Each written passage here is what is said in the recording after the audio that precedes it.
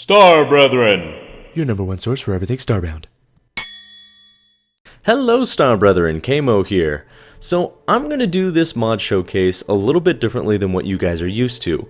When I usually do mod showcases, you guys are used to me doing commentary while I'm showcasing whatever it is. But this mod is actually a full conversion for Starbound. So what I would rather do is do more of a commentary about how I felt when I was playing the game, what I experienced, as well as do a high-level overview as well as a few specifics about what is currently in this mod. I had to actually remove all of my mods to get this working. So it is a full conversion like I mentioned. Anyways, when you start off in a derelict ship. I mean, when you make your character, you don't even get to change clothes or anything. And then you start off in a derelict ship. In the inventory, or in the storage container, there is literally a piece of debris, a wheat seed, and a broken iron lantern. That's it. That's all you get. So already you're tossed into oh crap mode because you don't have your usual weapon, you don't have any of that. You don't even start with a weapon. That piece of debris is expected to be used to take down a tree and then use a branch as your first weapon. And then you go on to create yourself a hunting bow. So that's kind of the weapon progression, and that's kind of scary. You got to avoid creatures, and he does a pretty good job about making sure that when you first go down, you're not getting swarmed right away. There is more of an involved story as well. He has a lot more actual dialogue. It's not just like you're reading from a quest log. It's actual dialogue to give you an idea of what the character's thinking and where you need to go, and I really enjoyed that. Rather than following a quest book, I'm following what my character is thinking and what he's saying to me. Right off the bat, I'm pretty scared of the environment because you have less health. Some creatures hit harder, some creatures don't hit as hard. During this Let's Play, or while I was playing, there were creatures that were coming from off the screen at me. Already aggroed, coming right for me, charging and shooting lightning bolts at me. When you go into your crafting menu, when you look at the crafting table, it requires 850 pixels, or they're called survival points in this mod. And that's a lot. That's really a lot, because even though they've been changed to survival points, the drop rates are still about the same. So on your alpha planet, you're looking at about 10 to 25 pixels per creature, so you're looking at a lot of fighting. And also, when you're using this piece of debris to take things down, it takes a lot. And they're sitting there beating on things for not a while, but you're sitting there beating on things for a little bit. I found myself extremely excited when I would find a single piece of coal, because you have to find yourself a piece of coal before the first night comes, or you will likely die, because you have no other form of light, and you have to get heat somehow. So you're finding yourself scrambling for a piece of coal, which is awesome because it's a survivalist story. You're supposed to feel like you're having to survive. So if you're looking for a hardcore survival experience within Starbound that forces you to ground yourself a little bit more and cling on to everything that you get, this is a fantastic mod for you.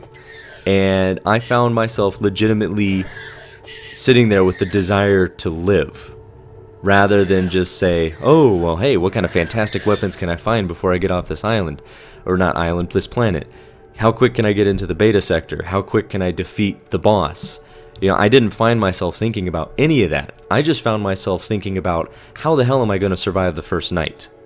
And that's a great feeling in a game that I really enjoy. I didn't even need any other mods. I found myself plenty immersed in this one mod, and that's hard to do. So I applaud the author of this mod for creating that kind of experience. So I'm going to go over just a few... Actually, I'm going to go over what the mod currently contains so that you guys have an idea of what to expect, because the Let's Play that you're looking at, or the gameplay that you're looking at of me going through, I played this game for about 24 minutes. And in that 24 minutes, I accomplished what we would probably normally accomplish in about 2 or 3. Maybe not even that slow. maybe 1 to 2 minutes. It's ridiculous. He talks about there being a totally different tier 1. He's working on the other tiers currently. Dramatic changes in overall gameplay compared to vanilla, as I just explained to you guys. Monsters behave very different. Some attack you from a distance, some are weaker, some are harder, more destructive and explosive monster skills. Like I explained about that one coming out, he literally came from outside my view, just charging me, shooting lightning. Slow progression, much more excitement. Also, like I said, you begin with no weapons. Music overhaul, no more annoying combat music fade-ins. I had music turned off because I was going to have music playing in the background. I wish I had thought about turning it on first, sorry. Forced new ways to tech and progress. Now, I was very vague about the explanations and whatnot. That's because I don't know much. I played for 24 minutes and I still don't know a whole lot. So, part of me is happy for that because that gives you guys the chance to experience this mod like you don't know much about it, and that's a good feeling. It's something completely new. Countless new items and objects. For example, he said that there's craftable dynamite, ripped clothing, bush clothing. The ripped clothing is what you start with. You look like a caveman. And bush clothing, which was, I think, your first tier. Destroyed spaceship with very limited space. Also, like I said, pixels replaced by survival points. Less hit points. I couldn't tell exactly how much you have, but I'm going to guess about 75 to 80. Increase in hunger drain from about 40 minutes to about 16 minutes. Increase in fall damage, more balanced and natural, be careful of heights. Increase in breath depletion rate with new sound effects and no interface. That was actually pretty rough. Your guy is no longer a marathon. Your guy is no longer an Olympic swimmer. He can't hold his breath for very long, and he takes damage pretty quickly. And again, it says no interface. It doesn't tell you when you're losing breath. Death costs 45% of survival points. In the vanilla game, it's 30%, so it's 50% more. Changes to interface, new designs and layouts.